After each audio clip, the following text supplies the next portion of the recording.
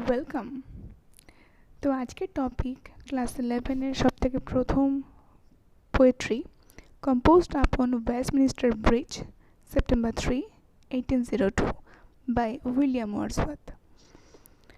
তো এটা তো তোমরা জানো যে যে কোনো টপিক শুরু হওয়ার আগে তোমাদের সেই টপিকটার ওপরে টপিক সম্পর্কে এবং রাইটারের সম্পর্কে কিছু লেখা থাকে। তো আগে সেগুলো জেনে নিই। William Wordsworth 1770 to 1850 was one of the pioneers of the English Romantic movement. তিনি ইংলিশ রোম্যান্টিক মুভমেন্টের অন্যতম পথপ্রদর্শক বা প্রবর্তক ছিলেন। তো এখানে একটু বলে নিই যে তোমাদের জাস্ট কনসেপ্টটা যেন স্ট্রং হয়, এই জন্য বলে রাখা যে ইংলিশ পোয়েট্রিতে রোম্যান্টিক পোয়েট বলতে তাদেরকে বোঝানো হয় যারা বেসিক্যালি নেচার লাভার হয়, যারা প্রকৃতিপ্রেমী হয়, তাদের মধ্যে ইমোশনস, ফিলিং, ইম্যাজিনেশনস সবগুলোই খুব বেশি পরিমাণে থাকে, যেটা তাদেরকে যেটা তাদের ক্রিয়েটিভিটি লেভেলটাকে বাড়াতে সাহায্য করে। আর তাদের ইমোশনস, ফিলিং এবং ইমাজিনেশন যে অনেকটাই স্ট্রং, সেটা আমরা তাদের লেখার মধ্যেও বুঝতে পারি। তারা প্রকৃতির অনেক স্বাভাবিক ছোটো ছোটো জিনিসকেও তারা তাদের চিন্তাভাবনার মধ্যে দিয়ে স্পেশাল করে তোলে। এবং আরেকটা জিনিস যেটা বলতে হয় যে তারা কিন্তু তাদের মধ্যে সৌন্দর্য বোধটা অনেকটা বেশি থাকে। অদ্ভুত জিনিসের মধ্যেও তারা সৌন্দর্য খুঁজে পান। আরেকটা যেটা বলতে হয় যে এই নেচার পোয়েট বা রোম্যান্টিক পোয়েটের মধ্যে একটা কনসেপশন থাকে যে সব কিছুর মধ্যেই ঈশ্বর বিরাজমান বা সব কিছুর মধ্যেই প্রাণের অস্তিত্ব আছে। এই কনসেপ্টটাকে বলা হয় হচ্ছে প্যান্থেইজম। যারা এই প্যান্থেইজমে বিশ্বাসী তাদেরকে বলা হয় প্যান্থেইস্ট। আর বাংলায় বলতে গেলে সর্বেশ্বরবাদ। আর যারা এই সর্বেশ্বরবাদকে সমর্থন করে তারা হচ্ছে সর্বেশ্বরবাদী। Okay, next line. Some of his noted works, তার কিছু উল্লেখযোগ্য কাজ অন্তর্ভুক্ত করা হয়েছে এখানে, যেগুলো lines composed a few miles above Tintern Abbey, ode on the intimations of immortality, prelude. Next প্যারাটা হচ্ছে তোমাদের টপিকটার সম্পর্কে। তো এটা শুরু করার আগে আমি একটু এর ব্যাকগ্রাউন্ডটা বলে দিই। একদিন বলতে ডেটটা হচ্ছে জুলাই 31, 1802। এই দিনে ভোরবেলা 5টা কি 6টার মাঝামাঝি সময় তিনি উইলিয়াম ওয়ার্ডসওয়ার্থ তার বোনের নাম ডরোথি ওয়ার্ডসওয়ার্থ, আমি তার ছবিটাও এখানে দিয়ে দিয়েছি, তোমরা দেখতে পারো। তো এই দুই ভাই বোন ঘোড়ার গাড়ি করে ফ্রান্সে যাচ্ছিলেন ওয়েস্টমিনিস্টার ব্রিজের ওপর দিয়ে। আর এই ওয়েস্টমিনিস্টার ব্রিজটা হলো লন্ডনের টেমস নদীর ওপরে অবস্থিত। এই ব্রিজটা এমনই একটা জায়গায় অবস্থিত যেখান থেকে লন্ডন শহরটাকে প্রায় পুরোটাই দেখা যায়। তো ওই সময় the poet is touched by the untainted beauty of the morning over the city of London. তো লন্ডন শহরের সকালবেলাকার এই নির্মল সৌন্দর্য দেখে পোয়েট অভিভূত। ইন হিজ পোয়েম, তার কবিতায়, Wordsworth describes the pure and peaceful beauty of his city. তিনি তার শহরের পবিত্র, বিশুদ্ধ এবং শান্তিময় সৌন্দর্য দেখে তিনি এই কবিতাটিতে ডেসক্রাইব করেছেন। বিফোর দ্য বাসল অ্যান্ড হারি of the day have started. London তো জেনারেলি একটা ব্যস্তময় শহর, এটা আমরা সবাই জানি। তো এই ব্যস্ততা শুরু হওয়ার আগে এই শহরটার কেমন দেখতে থাকে এইটাই তিনি এখানে ডেসক্রাইব করেছেন। The poet is moved by the somnolent beauty of the morning. তিনি এই সকালের ঘুম ভাব, তার মধ্যেও যে সৌন্দর্য থাকে, এটা দেখে তিনি বিচলিত হয়ে গেছেন। That wraps up the city in tranquility. যে সৌন্দর্যটা এই শহরটাকে মুড়ে রেখেছে, যেন চাদরে আবৃত করে রেখেছে। কিসের চাদরে? প্রশান্তির চাদরে, শান্তির চাদরে যেন এই শহরটা এখন আবৃত আছে। তো এই একটা ব্যাকগ্রাউন্ড থেকে তিনি যেটা লিখেছেন, খুবই সুন্দর একটা পোয়েট্রি, তোমরা একটুখানি মন দিয়ে শোনো। শুরু করার আগে একটা কথা বলি যে এটা বেসিক্যালি একটা সনেট। তো সনেট কাকে বলে? খুব সহজ ভাষায় বলতে গেলে সনেট বলতে যে কবিতাটির 14টা লাইন থাকে আর একটা অবশ্যই রিদমিক প্যাটার্ন থাকে। রিদমিক একটা, তোমরা রিদমিক বলতে কি বোঝানো হয় এটা পরবর্তীকালে পড়বে। এই ভিডিওতে অত ডিটেলসে কিছু বলবো না, ভিডিওটা অনেক লেন্দি হয়ে যাবে। তো জেনারেলি সনেটকে আমরা 3টে ভাগে ভাগ করতে পারি। সনেটের টাইপস বলতে গেলে পেট্রার্চান সনেট, এটাকে বলা হয়, আরেকটা নাম আছে ইটালিয়ান সনেট, এবং শেক্সপিয়ারিয়ান সনেট, আর একটা আছে স্পেন্সারিয়ান সনেট। তো শেক্সপিয়ারিয়ান সনেট এবং স্পেন্সারিয়ান সনেট দুটোই কিন্তু আরেকটা যেটা নাম আছে এই দুটোর, এটা হচ্ছে ইংলিশ সনেট। এই তিনটেই জেনারেলি এর প্যাটার্ন, তিনটেই জেনারেলি সনেটের টাইপস। তো এই যে কবিতাটা আমরা পড়বো সেটার টাইপ হচ্ছে পেট্রার্চান সনেট, যেটা প্রথমে দেওয়া আছে। তো এটা শুরু করি। আর্থ has not anything to show more fair. পৃথিবীর এর থেকে সুন্দর আর কিছু নেই দেখানোর মতো। মানে পৃথিবীর কাছে এটাই সর্বশ্রেষ্ঠ জিনিস, যেটা সবাই দেখতে পারে। Dull would he be of soul who could pass by a sight so touching in its majesty. ডাল মানে বোকা, নির্বোধ, যার মধ্যে সেন্স কম। তো এখানে বলছে যে সে একটা নির্বোধ ব্যক্তি, যে এই সুন্দর দৃশ্যটাকে না অনুভব করেই জাস্ট অতিক্রম করে যাবে এখান দিয়ে। এ সাইট সো টাচিং, একটা দৃশ্য এত টাচিং, এত হৃদয়ে স্পর্শ করা, ইন ইটস ম্যাজেস্টি, এর মহিমাটা এতই সুন্দর যে এটা হৃদয়কে স্পর্শ করে। This city now doth like a garment wear the beauty of the morning. এই সিটিটা এখন, আচ্ছা ডথ, DOTH, ডথ হচ্ছে এটা ওল্ড ফর্ম, এটা হচ্ছে ডাজ, DOES, ডাজের ওল্ড ফর্ম। তো এটাকে তোমরা ডাজ ধরে নাও। তাহলে this city now does like a government wear the beauty of the morning. এখন এই শহরটা যেন একটা গার্মেন্ট মানে পোশাক, একটা পোশাক পরে আছে। কিসের পোশাক? The beauty of the morning, সকালে যে সৌন্দর্য তার পোশাক পরে আছে। সকালের সৌন্দর্যের পোশাক বলতে সকালটা খুবই সুন্দর এখানে, আর এই সকালবেলাটাকে তিনি একটা পোশাকের সঙ্গে তুলনা করেছেন। আমরা মানুষরা পোশাক পরলে, আমাদের এখানে যদি ভালো পোশাক পরা হয়, নতুন পোশাক পরা হয়, তাহলে আমাদেরকে দেখতে আরও সুন্দর লাগে। এখানে সিটিটাকে দেখো, CITY এর সিটাকে ক্যাপিটাল করা হয়েছে। তার মানে এখানে তিনি সিটিটাকে, একটা শহরটাকে জোর দিচ্ছেন একটা ব্যক্তি হিসাবে। যখনই কোনো একটা জড়বস্তুর প্রথম ওয়ার্ডটাকে আমরা ক্যাপিটালে দেখতে পাই, তখনই বোঝানো হয় এটা পার্সনিফাই করা হচ্ছে অ্যাজ এ হিউম্যান বিং। তো এটা মানুষের সঙ্গে তুলনা করা হচ্ছে সিটিটাকে, যে এই সিটিটা এখন একটা গার্মেন্ট পরেছে, একটা পোশাক পরেছে, the beauty of the morning. সেই পোশাকটা হচ্ছে সকালের সৌন্দর্যের পোশাক।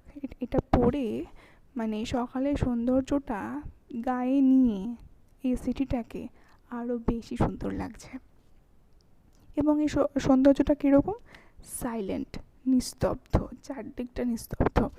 যারা নেচার পোয়েট হন বা যারা রোম্যান্টিক পোয়েট হন, তাদের মধ্যে এই ফিচার্সটা খুব লক্ষণীয়, যে তারা খুব সাইলেন্ট, চারদিকটা নিস্তব্ধ হবে, এটা তারা খুব পছন্দ করেন, তারা খুব শান্তিপ্রেমী হন। তো সাইলেন্ট বেয়ার বলতে হচ্ছে আনকভার্ড। এখানে লন্ডন শহরটা বলা হচ্ছে এটা এখন আনকভার্ড। কিসে এখন ওকে কভার করে রাখেনি? স্মোক, ডাস্ট, পলিউশন, এইগুলো হচ্ছে ব্যস্ত শহরকে সারাদিন কনজেস্টেড করে রাখে, কভার করে রাখে। যেহেতু এখনও ব্যস্ততা শুরু হয়নি, দিনটা এখনও শান্ত আছে, তাই জন্য এটা বলেছে যে এখন শহরটা হচ্ছে বেয়ার, আনকভার্ড। শিপস, জাহাজ, টাওয়ার্স বলতে অট্টালিকা বা অনেক উঁচু উঁচু জায়গাকে এখানে টাওয়ার বলা হচ্ছে। ডোমস মানেও অনেকটা ওই জাহাজ অনেকটা অট্টালিকার মতনই, তবু ডোমস হচ্ছে প্যালেস, ম্যানশন। থিয়েটার বলতে কোনো স্টেজ, রঙ্গমঞ্চকে আমরা থিয়েটার বুঝি। অ্যান্ড টেম্পলস, জানোই তোমরা সবাই, মন্দির। এগুলো যেন শুয়ে আছে, শুয়ে আছে ওপেন আর টু দ্য ফিল্ডস, মাঠের ওপরে, অ্যান্ড টু দ্য স্কাই, এবং আকাশের নিচে। All bright and glittering in the smokeless air, ধোঁয়াহীন আকাশে যেন এগুলি চকচক করছে। আচ্ছা, আমি ডিটেলস একটুখানি পরে বলবো, তার আগে একটু বলে দিই যে সনেটটা আমি তোমাদেরকে বলছিলাম, পেট্রার্চান সনেট। এই পেট্রার্চান সনেটের যে বৈশিষ্ট্য বলতে গেলে, এই 14টা, আমি তো আগেই বললাম সনেট মানে তো 14টা মোট লাইন হবে, তোমরা গুনে দেখবে 14টা লাইন আছে। এবং প্রথম যে 8টা লাইন, এটাকে বলা হয় হচ্ছে অক্টেভ। দেখো এই যে প্রথম 8টা লাইন আমি পরবর্তীকালে ভাগ করে দিয়েছি। এই যে আর্থ থেকে এয়ার পর্যন্ত 8টা লাইন, এটাকে বলা হচ্ছে অক্টেভ, এবং তার পরবর্তী 6টা লাইনকে বলা হচ্ছে সেস্টেট। এখানে তো এই যে 8টা যে ভাগ বললাম, এটাকে আবার প্যাটার্ন অনুযায়ী, রিদমিক প্যাটার্ন অনুযায়ী এ বি, বি এ এরকম করে ভাগ করা হবে। তোমরা দেখো ফার্স্ট লাইনটা শেষ হচ্ছে ফেয়ার দিয়ে, এ বি, বিটা শেষ হচ্ছে বাই দিয়ে, পরেরটা আবার ম্যাজেস্টি দিয়ে, বাইয়ের সাথে ম্যাজেস্টি শেষে মিল হচ্ছে, অন্ত মিল হচ্ছে। তো যদি ধরে নিয়ে আমরা ফার্স্ট লাইনটা শেষ, সেটা হচ্ছে ফেয়ার দিয়ে, তাহলে ফেয়ারটা যদি এ হয় তাহলে পরেরটা আমরা বি ধরছি, বাই। যেহেতু ফার্স্ট লাইনের সাথে সেকেন্ড লাইনের কোনো মিল নেই শেষের দিকে, তাই জন্য ওটাকে বি ধরা হচ্ছে। এবার দেখো সেকেন্ড লাইনের সঙ্গে থার্ড লাইনের শেষে মিল আছে, তাই জন্য দুটোই এখানে বি। আবার দেখো ফোর্থ লাইনটা ওয়্যার, ফেয়ারের ফার্স্ট লাইন যে শেষ পেয়েছো তোমরা ফেয়ার, সেই ফেয়ারের সঙ্গে ফোর্থ লাইনের ওয়্যারের মিল আছে, তাই ফার্স্টেরটা যদি এ হয় ফোর্থেরটাও এ হবে। তাহলে প্যাটার্নটা কেমন হচ্ছে, A B, B A. নেক্সটটাও same as above, A B, B A. বেয়ারের সাথে এয়ারের মিল, লাইয়ের সাথে স্কাইয়ের মিল। উচ্চারণ করার সময় যেখানে ছন্দ মিলছে আমরা সেখানে রিদমিক প্যাটার্নটা বলবো। আচ্ছা, নেক্সট আমরা যেটা একটুখানি এবার অ্যানালাইসিস করি। আর্থ has not anything to show more fair. আমি একটুখানি আগেই বলছিলাম, এটা ফেয়ার মানে হচ্ছে সুন্দর। পৃথিবীর কাছে এর থেকে সুন্দর দেখানোর মতন আর কিছু নেই। Dull would be he of soul, সে মনের দিক থেকে বোকা, বা তার মধ্যে কোনো বুদ্ধি নেই, কোনো সেন্সই নেই। Who could pass by a sight, যে এই সুন্দর সাইটটাকে জাস্ট অতিক্রম করে আসবে। So touching in its majesty, যেটা এই মহিমায় এত সুন্দর, এত হৃদয়স্পর্শী।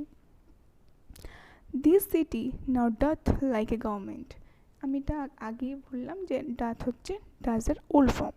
তাহলে এই শহরটা এখন একটা গার্মেন্ট পরে আছে, পোশাক পরে আছে। কিসের পোশাক? বিউটি অফ দ্য মর্নিং, সকালের সৌন্দর্যের পোশাক। আর সেই সৌন্দর্যটা সাইলেন্ট, নিস্তব্ধ, বেয়ার, আনকভার্ড বা অনাবৃত। Ships, towers, domes, theatre and temple লাই।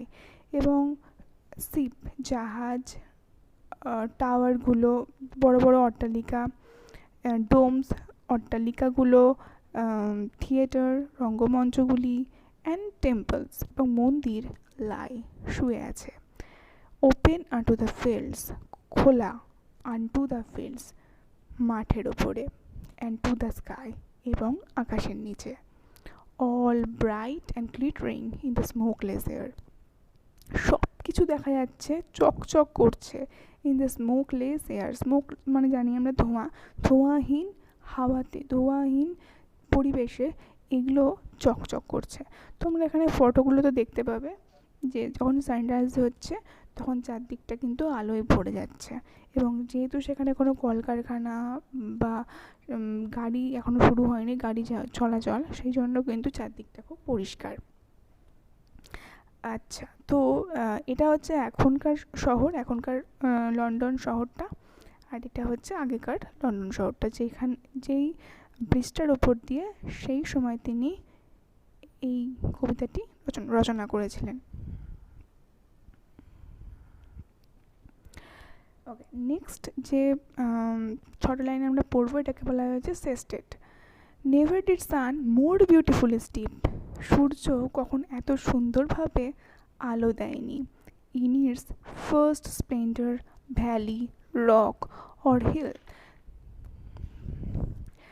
এখানে সূর্য তার প্রথম যে আলো ফেলেছে, এর থেকে সুন্দরভাবে কখনো সে আলো ফেলেনি। কোথায় কোথায় তার প্রথম যে আলোর ঝলকানি, ভ্যালি, রক অর হিল, সেটা পড়েছে উপত্যকা, শিলাখণ্ড এবং পাহাড়ে।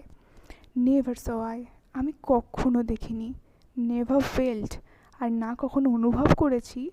এ কাম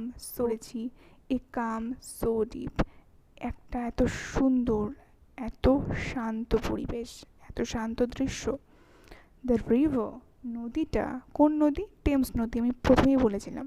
the river glides at his own sweet will. River glides মানে হচ্ছে যেটা ধীরে ধীরে আস্তে আস্তে বয়ে যায়, সেইটাকে বলা হয় হচ্ছে গ্লাইড। তো এই নদীটা বয়ে যাচ্ছে at his own sweet will, তার নিজের ইচ্ছাতে। ডিয়ার গড, আচ্ছা একটুখানি আগের লাইনটা একটু বলে দিই যে কেন নিজের ইচ্ছাতে বলা হচ্ছে। কারণ বর্তমানে যখন কবিটা লিখেছেন তখন কিন্তু একদম ভোরবেলা, সেই কারণে কিন্তু নদীর জলটা নিজের ইচ্ছাতে যেখানে হাওয়া দিচ্ছে সেদিক দিয়ে বয়ে যাচ্ছে। কারণ কোনো নৌকা বা কোনো জাহাজ এখন চলছে না। তো নৌকা বা জাহাজ চললে কী হয়, লোকজন যেখানে যাবে নৌকাগুলো কিন্তু সেই পথেই মানে বাধ্য হয় যেতে, লোকজনের ইচ্ছেতে। কিন্তু এখানে যেহেতু এখনও লোকজন নৌকাতে বা জাহাজে যাতায়াত শুরু করেনি, তাই জন্য নদী তাদের এখন নিজের ইচ্ছাতেই বয়ে যাচ্ছে। ডিয়ার গড, দেখো একটা এক্সপ্লেনেশন সাইন আছে এখানে। কবি বলছে, কবি এতই অবাক হয়ে গেছে, এতই বিস্ময়, তার মধ্যে এতই বিস্ময়বোধ জন্মেছে যে তিনি ভগবানের সৃষ্টিকে প্রশংসা জানাচ্ছেন। The very houses seem asleep, যে প্রত্যেকটা বাড়িকে মনে হচ্ছে ঘুমিয়ে আছে।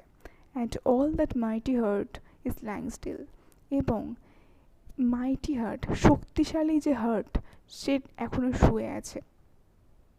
তো মাইটি কথাটার অর্থ হচ্ছে শক্তিশালী। অনেক সময় এটা দৈত্যাকারও বোঝানো হয়। তো এখানে লন্ডন শহরটাকে মাইটি বলা হচ্ছে কারণ লন্ডন শহরের ওপর দিয়ে সব সময় এত ব্যস্ততা, এত গাড়ি, এত যানবাহন চলাচল করে, কিন্তু এই লন্ডন শহরটা কিন্তু সব কিছু সহ্য করে, সব কিছু কন্ট্রোল করে, সব কিছু নিজের ওপরে অনেক ধৈর্য ধরে এটা মেনে নেয়। তো সেটাই বলা হয়েছে যে এই মাইটি হার্ট, এই শক্তিশালী হার্ট এখন কিন্তু শুয়ে আছে। যখন আমরা শুয়ে থাকি, যখন আমরা ঘুমাই মানুষ, তখন কিন্তু আমাদের হার্টবিট সেটা কিন্তু অনেক আস্তে আস্তে চলে।